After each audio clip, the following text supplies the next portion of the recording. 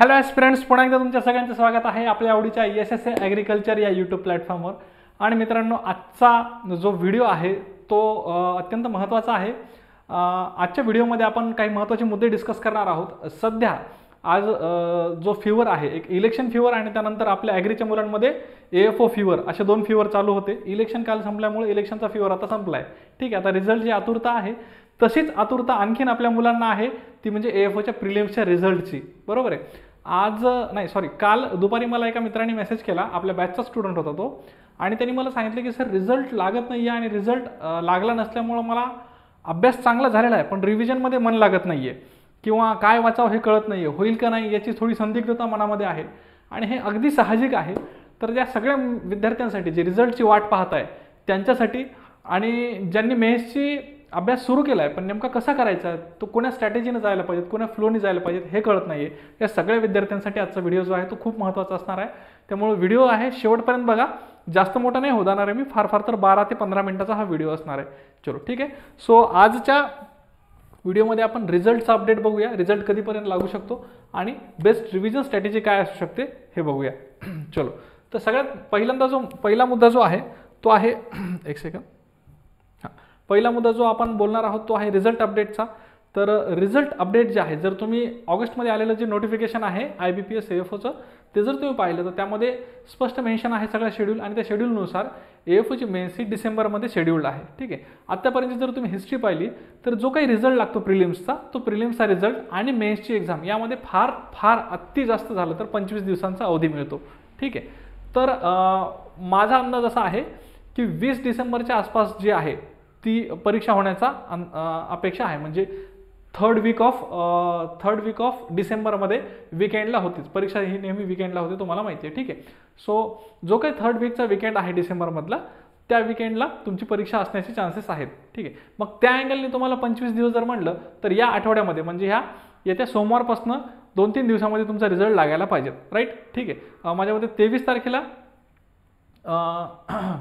रविवार आहे आणि 24 तारखेला सोमवार आहे. तो पुढच्या आठवड्यामध्ये 100% तुमचा प्रिलिम्सचा रिझल्ट लागायला पाहिजेत, जेणेकरून मुलांना कमीत कमी 22 ते 25 दिवस मिळतात मेन्सला. ठीक आहे. आता मेन्सला जे 25 दिवस म्हणतोय ते +-2 लक्षात राहू द्या, पण तुम्हाला एवढं डोक्यात ठेवा की फार तर 25 दिवस मिळणार आहेत. बरं सर, आता रिझल्टचं ठीक आहे, तुम्ही म्हणता या आठवड्यामध्ये रिझल्ट लागेल. ठीक आहे. रिझल्ट आता हे शनिवार रविवार तर लागत नाही. ठीक आहे. त्याच्या पुढे सोमवारी. ठीक आहे. आजचा दिवस तर गेलाच आहे शुक्रवार. तर पुढे सोमवारच्या पुढे 2-3 दिवसामध्ये हा रिझल्ट लागेल. मग रिझल्ट लागल्याच्या नंतर आमच्याकडे 25 दिवस असतील, आणि मग त्यानंतर आम्ही अभ्यास कसा करायला पाहिजेत, किंवा आज घडीला 4 दिवस जे आहेत आमच्या हातात. ठीक आहे. आजचा शुक्रवार आहे, उद्याचा शनिवार, रविवार, सोमवारपर्यंत. ठीक आहे. तर हे जे 4-5 दिवस आहेत हा आमचा अभ्यास होत नाही आहे. रिझल्ट समजा आणखीन थोडाफार लांबला, 2-4 दिवस उशिरा लागला, विकेंडला लागला, नेक्स्ट वीकमध्ये लागणार आहे, पण विकेंडला जर लागला तर तोपर्यंत पुन्हा आपला अभ्यास असाच लटकत राहील. मग त्यासाठी अभ्यास कसा करायचा, अभ्यासात मन लावण्यासाठी काय करता येईल, तर यासाठी सगळ्यात महत्त्वाचा हा एक गोष्ट आहे, ते म्हणजे कॉन्फिडन्स. तुम्हाला जेवढं काय अटेम्प्ट झालेलं आहे त्या अटेम्प्टवर तुम्हाला कॉन्फिडन्स पाहिजे. ठीक आहे. जेवढा चांगला तुमचा कॉन्फिडन्स असेल प्रिलिम्सचा, तेवढ्या लवकर तुम्ही मेन्सच्या तयारीला लागू शकता. बघा, बऱ्याच जणांचे अटेम्प्ट जे आहेत, कोणाचे 50+ आहेत, कोणाचे एक मिनिट, आपण याला 50+ म्हणण्यापेक्षा 50 to 60 असं म्हणूया. ठीक आहे. 50 to 60 आहेत. ठीक आहे. 50 to 60 आहेत. काही जणांचे 60 to 75 आहेत. आता 3च कॅटेगरी करतोय मी, 75+ आहेत. ठीक आहे. 3च कॅटेगरी केल्या मी. यापेक्षा कमी जर असतील तुमचे अटेम्प्ट तर मात्र तुम्ही थोडंसं संदिग्धत आहात. ठीक आहे. म्हणजे एकदमच तुमचे 40 ते 50 मध्ये जर तुमचे अटेम्प्ट असतील, 40 ते 50 मध्ये तुमचे अटेम्प्ट असतील, आणि ॲक्युरसी जर तुमची 90% असेल, 90% ॲक्युरसी असेल, तर तुमचे रिझल्ट येण्याचे चान्सेस पॉझिटिव्ह आहेत. ठीक आहे. ठीक आहे. 50 to 60 तुमचा जर अटेम्प्ट असेल आणि जर तुमची ॲक्युरसी जर 80% असेल, 80% जर असेल, तरी रिझल्ट येण्याचे चान्सेस आहेत. ठीक आहे. आणि 61 to 75 जर तुमचे अटेम्प्ट असतील आणि तुमची ॲक्युरसी 70 to 80 अशी जर काही असेल, तर तुमचे रिझल्ट येण्याचे चान्सेस आहेत. मग ही ॲक्युरसी कशी बघायची सर? ॲक्युरसी आम्हाला काही लक्षात नाही आलं, ॲक्युरसी म्हणजे नेमकं कसं बघायचं? तर तुम्ही मॉक टेस्ट देत असताना तुम्ही पाहिलं असेल की 10 प्रश्न जर तुम्ही सोडवले, त्यातले किती प्रश्न बरोबर येतात? ठीक आहे. किती प्रश्न बरोबर येतात? 10 पैकी 3 बरोबर येतात, 10 पैकी 5 बरोबर येतात, 10 पैकी 7 बरोबर येतात. ठीक आहे. त्यानुसार तुम्हाला तुमचं पर्सेंटेज लक्षात येऊन जाईल. सो मला असं म्हणायचं आहे, जे मुलं हे 50 ते 75च्या मध्ये आहेत हे जास्त कन्फ्यूज आहेत. ठीक आहे. ज्यांचा अटेम्प्ट 50 ते 75च्या मध्ये आहेत ते कन्फ्यूज आहेत. 75 प्लस ज्यांचे अटेम्प्ट आहेत त्यांनी डोळे झाकून मेन्सची तयारी करा प्लीज. त्यांनी डोळे झाकून मेन्सची तयारी करा प्लीज. तुमचा हा जो आहे ॲक्युरसी जी आहे ती 60% जरी असली 70% जरी असली तरी इनफ आहे. ठीक आहे, काय हरकत नाही. इंग्लिश अवघड गेला, रिजनिंग थोडंसं अडकलं सर, काही अडचण नाही. पण तुमचा ओव्हरऑल अटेम्प्ट जर 75 प्लस असेल तर तुम्ही मेन्सच्या तयारीला लागायलाच पाहिजेत, 100% लागायला पाहिजेत. ठीक आहे. 50 ते 75 ज्यांचा अटेम्प्ट आहे ते मुलं धाकधूक करताय की सर कसं करू का नको, होईल का नाही, काय करायला पाहिजेत काय नाही. याच्यात एक सगळ्यात महत्त्वाचा मुद्दा लक्षात घ्या. विचार कर म्हणा, विद्यार्थी जीवन येणार नाही पुन्हा. ठीक आहे, अशी एक म्हण आहे. विद्यार्थी जीवन जे आहे ते पुन्हा येणार नाही आहे. आजचा जो काळ आहे तुमचा अभ्यासाचा हा पुन्हा येणार नाही आहे. त्यामुळे आज जर तुमच्या हातात एखादं पुस्तक असेल तर बिंदासपणे ते वाचून काढा. पुढे मेन्स निघेल, प्री निघेल, नाही निघेल, मेन्सला अपियर व्हाल नाही व्हाल याचा काहीही मॅटर नाही करत. कारण एकदा केलेला अभ्यास कधीच वाया जात नाही. तुम्हाला सगळ्यांना माहिती असेल की डिसेंबरमध्ये FCIची परीक्षा जी आहे ती येऊ घातलेली आहे. ठीक आहे, डिसेंबरमध्ये FCIची ॲड येणार आहे. ठीक आहे, FCIची ॲड येणार आहे. FCIमध्ये AG3 ही जी टेक्निकल पोस्ट आहे ही पोस्ट AFOपेक्षाही चांगली आहे कामासाठी, वर्क लाईफ बॅलन्ससाठी. ठीक आहे. सो त्या अँगलनी जर तुम्ही पाहिलं तर तुम्ही इथे जो मेन्सचा अभ्यास करणार आहात, आज घडीला जो मेन्सचा अभ्यास करणार आहात तो सरळ तुम्हाला डिसेंबरमध्ये FCIला कामाला येणार आहे. ठीक आहे.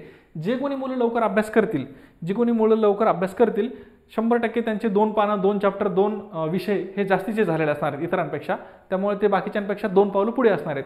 आयदर ते AFOमध्ये असतील किंवा FCIमध्ये असतील, पण दोन्हीपैकी एका परीक्षेमध्ये 100% ते 2 पावलं पुढे असणार आहेत. त्यामुळे पहिला मुद्दा हाच आहे की उशीर नका करू. ठीक आहे, उशीर नका करू. Do not delay. उशीर नका करू, आजपासून सुरुवात करा. ठीक आहे, स्टार्ट फ्रॉम टुडे. आजपासून सुरू करा अभ्यासाला. ठीक आहे सर, पण आता काय तुम्ही किती पण सांगताय, आमच्या लक्षात येते रिझल्ट लागेल, लवकर लागेल रिझल्ट, आणि रिझल्टच्या नंतर वेळ कमी आहे त्यामुळे अभ्यास करायला पाहिजे, हे सगळं आम्हाला कळतं हो सर. पण ते अशोक सराफच्या पिक्चरसारखं ना आमचं कळतंय पण ओळख नाही असं आहे की नाही. मग आम्ही काय करायला पाहिजे, आमचं मन त्या अभ्यासामध्ये गुंतवण्यासाठी काय करायला पाहिजे. ठीक आहे, पहिली गोष्ट कॉन्फिडन्स. ठीक आहे, कॉन्फिडन्स येत नाही आहे. दुसरी गोष्ट ऑप्टिमिझम. ठीक आहे, पहिली गोष्ट कॉन्फिडन्स पाहिजेत. कॉन्फिडन्स तुमचा जर अटेम्प्ट चांगला असेल तर कॉन्फिडन्स असेल. ठीक आहे, अटेम्प्ट सो आहे त्यामुळे कॉन्फिडन्स सो आहे. मग दुसरी गोष्ट काय पाहिजे, ऑप्टिमिझम पाहिजे तुमच्या आयुष्यामध्ये. तुम्हाला तो एक आशावाद असला पाहिजे की माझा रिझल्ट येईल. ठीक आहे, किंवा तो एक पॉझिटिव्हनेस असला पाहिजे की रिझल्ट 100% येईल, नाही जरी आला तरी तुम्हाला अभ्यास मात्र वाया जाणार नाही, तो अभ्यास माझ्या FCIला कामाला येईल. हा ऑप्टिमिझम तुमच्या आयुष्यामध्ये असला पाहिजे. ठीक आहे, हे ज्या गोष्टी आहेत ना, हे कॉन्फिडन्स, ऑप्टिमिझम, ह्या ज्या गोष्टी तुम्हाला मुद्दामून लिहून देतोय, कारण हे खरे फीचर्स आहेत एका सक्सेसफुल ऑफिसरचे. आणि हे फीचर ज्या ऑफिसरमध्ये असतात त्याच ऑफिसरची निवड पुढे इंटरव्ह्यूमध्ये होते आणि त्यांचं फायनल सिलेक्शन होतं. ठीक आहे, सो अभ्यास करताना ही जी पूर्ण प्रोसेस आहे, या प्रोसेसमधून तुमचे फक्त हे तुम्हाला पाठ आहे का हे बघणं IBPSचं काम नाही आहे. तर या सगळ्या गोष्टी तुमच्यामध्ये आहेत का, तुमच्यामध्ये कॉन्फिडन्स आहे का, ऑप्टिमिझम आहे का, पूर्ण परीक्षेची तयारी करताना ह्या सगळ्या गोष्टी तुम्हाला ह्या ज्या प्रवासातून तुम्ही जाणार आहात ह्या सगळ्या गोष्टी इनडायरेक्टली चेक होत आहेत. तुम्हाला कळत नाही पण हे तुमच्या चेक होत आहेत. ठीक आहे, सो या परीक्षा तुम्ही ह्या पायऱ्या ज्या आहेत ह्या हळूहळू पार करा. बघा, पहिल्यांदा कॉन्फिडन्स ठेवा. तुमचा अटेम्प्ट चांगला असेल तर 100% कॉन्फिडंट राहा. अटेम्प्ट थोडा सो असेल तर ऑप्टिमिझम ठेवा तुमच्या आयुष्यामध्ये, तुमच्या विचारांमध्ये की हा अभ्यास माझा वाया जाणार नाही आहे, 100% AFOला कामाला येईल. इन केस जरी नाही आला तरी पुढे AFO आहे, AFOला कामाला येईल. हा ऑप्टिमिझम ठेवा आणि अभ्यास करा. ठीक आहे. तिसरा मुद्दा असा आहे की जर तुम्हाला अभ्यास करायचा आहे आणि रिडिंगमध्ये लक्ष लागत नाही आहे. ठीक आहे, रिडिंग फार बोर वाटते. ठीक आहे सर, हे वाचलंय ते वाचलंय, फार काय रीडिंग करू, ॲग्रोनॉमीचे सगळे क्रॉप्स मला माहिती आहेत, सायंटिफिक नेम माहिती आहेत, सगळे मला कॉजल ऑर्गॅनिझम माहिती आहेत, एंटॉमॉलॉजीचे सगळे मला हे माहिती आहेत, इन्सेक्ट्सचे नाव माहिती आहेत. ठीक आहे, ह्या सगळ्या गोष्टी जर माहिती आहे तर मग आता अभ्यास म्हणजे मला रिवाईज करायला थोडी एनर्जी नाही येत, बूस्ट येत नाही आहे. तर मग अशा वेळी एक काम करा. बघा, आपल्या बॅचच्या स्टुडंटसाठी पर्टिक्युलर सांगतोय तुम्हाला, काही विषयांचे व्हिडिओज डबल अपलोड केले. ठीक आहे, ज्या विषयांचे व्हिडिओज अपलोड केलेले आहेत ते व्हिडिओ बघा. जे विषय एखादा तुमचा राहिलेला असेल, बऱ्याच जणांनी वेगवेगळे कोर्सेस घेतलेले आहेत. ठीक आहे, आपल्या अकॅडमीचे असतील, दुसरे कुठले असतील व्हिडिओ कोर्सेस तुम्ही घेतलेले आहेत, त्यातून एखादा विषय तुमचा राहिलेला असतो, कुठला तरी एखादा विषय राहिलेला असतो, हो की नाही. मग तो विषय जो आहे तो विषय व्हिडिओच्या माध्यमातून बघण्याचा प्रयत्न करा. व्हिडिओमध्ये कसं होतं, तुमचं ऑलरेडी अट्रॅक्शन जे आहे, अटेन्शन जे आहे ते मिळवण्याचा प्रयत्न केलेला असतो आणि त्यामुळे तुम्हाला व्हिडिओच्या माध्यमातून जर तुम्ही अभ्यास केलास काही दिवस सध्या रिझल्ट लागेपर्यंत, ठीक आहे,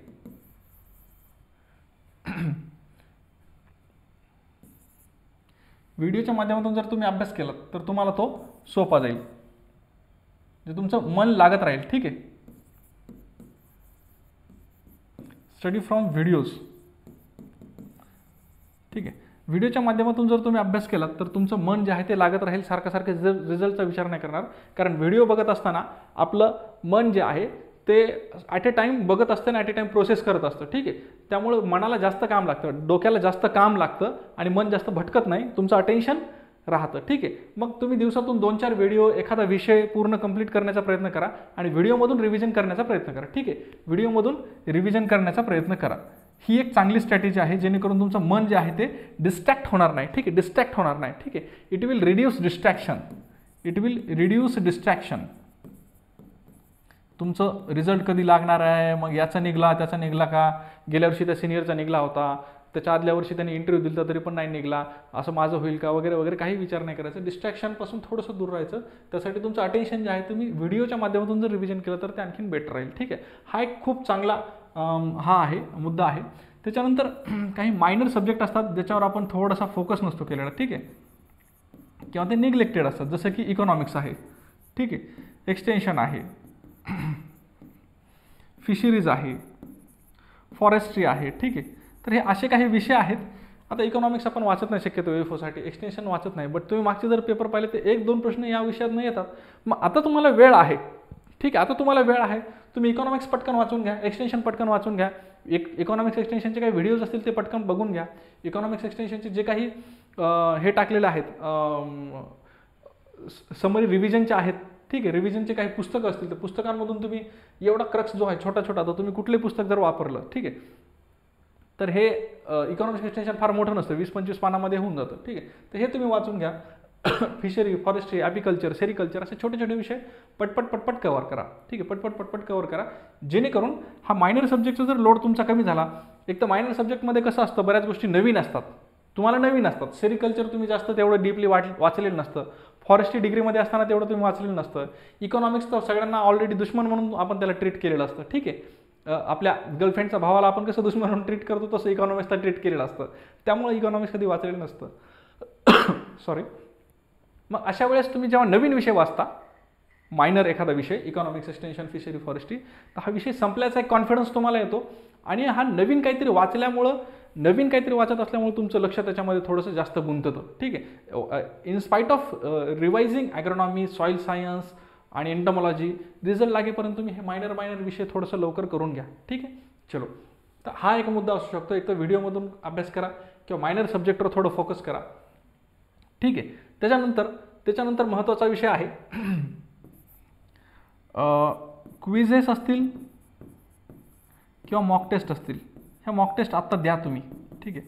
ह्या मॉक टेस्ट द्या तुम्ही आत्ता, कारण या मॉक टेस्टमधून तुम्हाला कळेल की आपला अभ्यास कितपत आहे. ठीक आहे. 60 प्रश्नांपैकी समजा तुम्हाला 35 मार्क आले, 40 मार्क आले. ठीक आहे. तुमच्या लक्षात येईल की अरे आणखीन भरपूर आपल्याला ॲक्युरसी वाढवण्याची गरज आहे, खूप अभ्यास करण्याची गरज आहे. मग त्या टेन्शनमधून तुम्ही अभ्यासाला लागाल. ठीक आहे. सो मॉक टेस्ट देणं खूप गरजेचं आहे. आज मॉक टेस्ट दिल्या तुम्हाला कमी मार्क पडले तर तुमच्या स्पीड, तुम्हाला अभ्यासाला स्कोप आहे असं तुमच्याच लक्षात येईल, तुमच्याच चुका तुमच्या लक्षात येतील आणि मग तुम्ही पुन्हा अभ्यासाला लागाल. ठीक आहे. सो स्वतःला इग्नाईट करण्यासाठी, स्वतःला थोडंसं पेटवण्यासाठी, थोडंसं स्वतःला त्रास देणं पण गरजेचं आहे. त्रास देणं म्हणजे स्वतः मॉक टेस्ट देणं आणि स्वतः किती कमी मार्क, आपण पाण्यात किती आहोत हे स्वतः तपासणं. ठीक आहे. स्वतः एकदा कळलं आपण किती पाण्यात आहोत की मग आपण आपल्याच कामाला लागतो. ठीक आहे. मग तुम्हाला कोणाची प्रबोधनाची गरज नाही पडत. राईट. ठीक आहे. सो हे सगळ्या गोष्टी करा. सगळ्यात पहिल्यांदा बिलकुल उशीर करू नका. ठीक आहे. आजपासून सुरुवात करा. व्हिडिओच्या माध्यमातून तुम्ही अभ्यास करण्याचा प्रयत्न करा. व्हिडिओ लेक्चर्स असतील तेवढे वाचा, पहा. व्हिडिओ लेक्चर्समधून काय नोट्स काढा. ठीक आहे. त्याच्यामध्ये आणखीन एक विषय मी विसरलो. ठीक आहे. मायनर सब्जेक्टवर तुम्ही फोकस करत असताना इकॉनॉमिक्स, एक्सटेन्शन, फिशरी, फॉरेस्ट्री जेव्हा तुम्ही अभ्यास करत असता, बऱ्याच जणांचा हा पण अभ्यास झालेला असतो, त्यांच्यासाठी एक मुद्दा आहे, त्यांनी करंट अफेअर्सवर फोकस करायचा आहे. करंट अफेअर्स तर कोणाचं झालेलं नसतं. ठीक आहे. कारण त्या करंट सध्या चालूच असतं. मग करंट हा एक असा विषय आहे जो नवीन आहे. ठीक आहे. करंटमधून तुम्हाला एखाद्या नवीन स्कीमचं अलोकेशन कळलं, एखाद्या नवीन स्कीमचं नाव कळलं, एखाद्या नवीन स्कीमची काहीतरी माहिती कळलं, एखादं नवीन फंड असेल त्याची माहिती कळलं, एखादं नवीन काहीतरी घटना असेल ॲग्रिकल्चर याच्यामध्ये झालेली, सेक्टरमध्ये झालेली. ठीक आहे. तर ह्या सगळ्या गोष्टी तुम्हाला कळत जातील आणि मग त्यामुळे ते नवीन असल्यामुळे तुमच्या याच्यामध्ये लक्ष लागेल. ठीक आहे. सो करंट अफेअर्स असेल किंवा मायनर सब्जेक्ट असतील याच्यामध्ये तुम्ही थोडंसं एंगेज राहा रिझल्ट लागेपर्यंत. ठीक आहे. त्यानंतर काही क्विजेस असतील, मॉक टेस्ट असतील त्या द्या आणि स्वतः किती पाण्यात आहोत हे चेक करा. ठीक आहे. या गोष्टी तुम्हाला बरोबर रिझल्ट लागो न लागो, रिझल्टला किती उशीर झाला तरी अभ्यासाला मात्र ह्या प्रवृत्त करतील. ठीक आहे. पुढचा मुद्दा आहे रिव्हिजन स्ट्रॅटेजीचा. ठीक आहे. बऱ्याच जणांनी रिव्हिजनची स्ट्रॅटेजी विचारली. सर अभ्यास झालाय मात्र आता रिव्हिजन कसं करायचं. ठीक आहे. रिव्हिजन कसं करायचं बघा. आपण अभ्यास करत असताना हे साहजिक आहे की आपण काही विषयांना जास्त महत्त्व देतो, काही विषयांना कमी महत्त्व देतो. त्याला आपण मेजर सब्जेक्ट आणि मायनर सब्जेक्ट असं म्हणतो. किंवा काही विषयांना आपण ज्या विषयातून जास्त प्रश्न येतात किंवा जो विषय आपल्याला आवडतो त्याला आपण थोडं आपसुकरित्या जास्त वेटेज देतो. ठीक आहे. आपण आपल्याला जे आवडतं आपण त्याच्याकडे बघतो की नाही, तसंच आपल्याला जो विषय आवडतो त्याच्याकडे आपण जास्त आकर्षिले जातो. ठीक आहे. तसं काही मेजर सब्जेक्ट असतात आणि काही मायनर सब्जेक्ट असतात. ठीक आहे. तर हे दोन्हीही सब्जेक्ट जे आहेत या दोघांचाही बॅलन्स्ड अभ्यास ज्याचा असतो, बॅलन्स्ड अभ्यास, ठीक आहे, बॅलन्स्ड स्टडी ज्याचा असतो तो मात्र पेपर व्यवस्थित पास करतो, तो स्टुडंट व्यवस्थित पास करतो. ठीक आहे. हा जो बॅलन्स्ड स्टडी आहे तो करण्यासाठी तुम्हाला मेजर मायनर दोन्हीही बॅलन्समध्ये अभ्यास करावा लागेल. मग अशा वेळेस काय करायचं बघा. आज घडीला रिझल्ट नाही लागलेला, तुम्हाला काही मोटिवेशन नाही आहे, मेन्स आहे इकडे या तारखेला आहे, मेन्स आहे या तारखेला आहे, हे जे मोटिवेशन पाहिजेत हे मोटिवेशन जर नसेल तर तुम्ही आता सुरुवातीला मेजर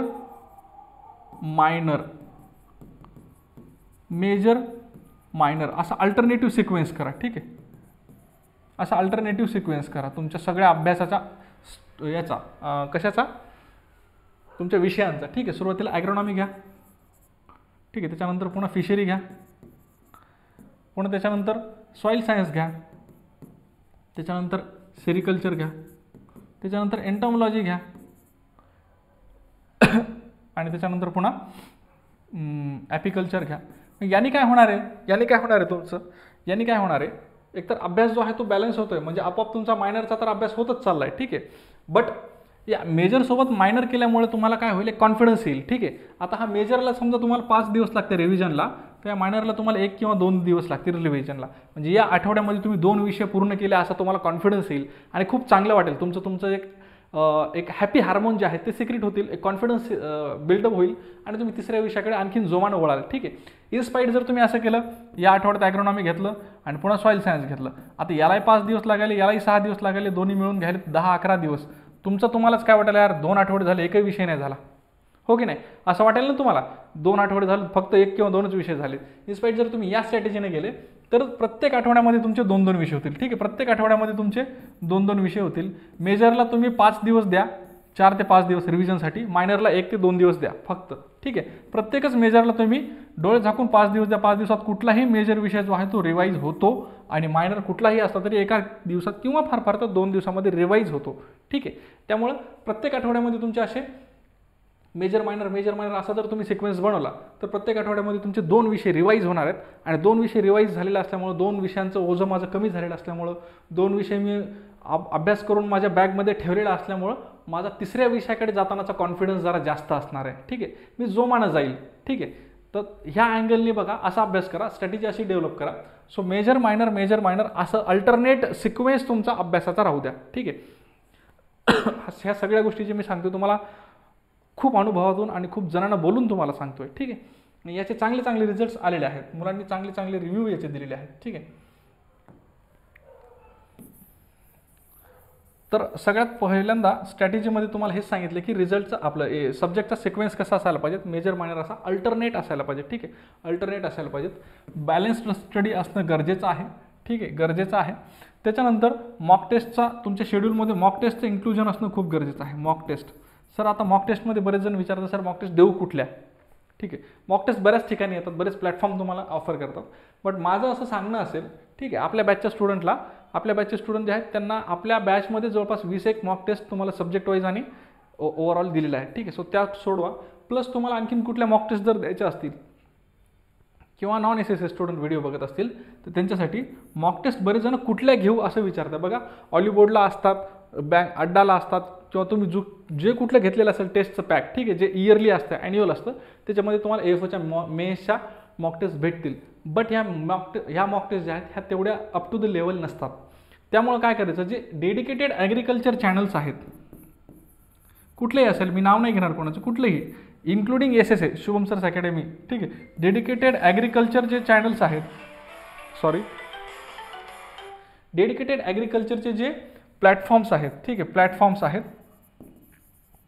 त्या प्लॅटफॉर्मवरून तुम्हाला परचेस करायचं आहे, ठीक आहे, कुठलंही असेल, ठीक आहे, नॅशनल लेवलचं असेल, स्टेट लेवलचं असेल. कारण मग डेडिकेटेड ॲग्रिकल्चरचं प्लॅटफॉर्मवरचे जे आहेत ते स्पेसिफिक ॲग्रिकल्चरच्या टीचर लोकांनी, आता आपल्या चॅनलवरच्या टेस्ट ज्या आहेत त्या राज सरांनी किंवा मी किंवा आणखीन कोणीतरी काढलेल्या असतात, ठीक आहे, किंवा आपले जे टीचर्स आहेत त्यांनी काढलेले असतात. स्पेसिफिक त्या ॲग्रिकल्चरच्या टीचरनी, त्या विषयाच्या तज्ज्ञांनी ते काढलेले असतात. त्यामुळे त्याचं जे लेवल आहे ते चांगलं असतं, ते तुम्हाला विचार करायला भाग पाडतं, ते तुम्हाला अभ्यास करायला भाग पाडतं, ठीक आहे. सो अशा प्रकारे रिव्हिजन स्ट्रॅटेजीमध्ये मेजर मायनर असा एक बॅलन्स ठेवा, ठीक आहे. प्रत्येक आठवड्यामध्ये 2 विषय झाले पाहिजेत हे एक टार्गेट ठेवा आणि मॉक टेस्ट द्या. मॉक टेस्ट डेडिकेटेड ॲग्रिकल्चर प्लॅटफॉर्मवरून घ्या, ठीक आहे. आणखीन यामध्ये आणखीन काही तुमच्या अडचणी असतील, तुमचे काही इश्यूज असतील, ठीक आहे, तर ते आपण नक्की डिस्कस करूया. जर काही इश्यू असतील तर तुम्ही मला कमेंट्समध्ये सांगा. आणि सोबत आता हे सगळं करत असताना सर तरी पण मन जर लागत नसलं तर डेली आता इथून पुढे आपण T20 सिरीज किंवा AFO एक्सप्रेस सिरीज अशा सुरू करणार आहोत. त्या सिरीजमध्ये तुम्ही थोडंसं रेग्युलर अपडेट राहा, रेग्युलर तुम्ही लेक्चर्स करा आणि त्यामधून तुम्हाला काय होईल, थोडीशी मदत होईल, ठीक आहे. रेग्युलर जे लेक्चर्स चालू आहेत यूट्यूबला आपले, आता इथून पुढे होतील उद्यापासून, ठीक आहे. तर ते त्या लेक्चर्समध्ये थोडंसं पार्टिसिपेट व्हा आणि तुमच्या मित्रांनाही सांगा, ज्याचा फायदा तुम्हाला होईल आणि तुमचं अभ्यासात मनही लागेल. चलो, थँक्यू सो मच. AFO मेन्सबद्दल काहीही विचारायचं असेल तर बिंदास्तपणे तुम्ही मला या नंबरवर मेसेज करू शकता, ठीक आहे. आणखीन ॲग्रीच्या रिलेटेड कुठलीही अडचण असली तर तुम्ही मला मेसेज करू शकता, व्हॉट्सअप करा प्लीज, ठीक आहे. सो ओके, चलो आपण इथे थांबूया. Thank you so much.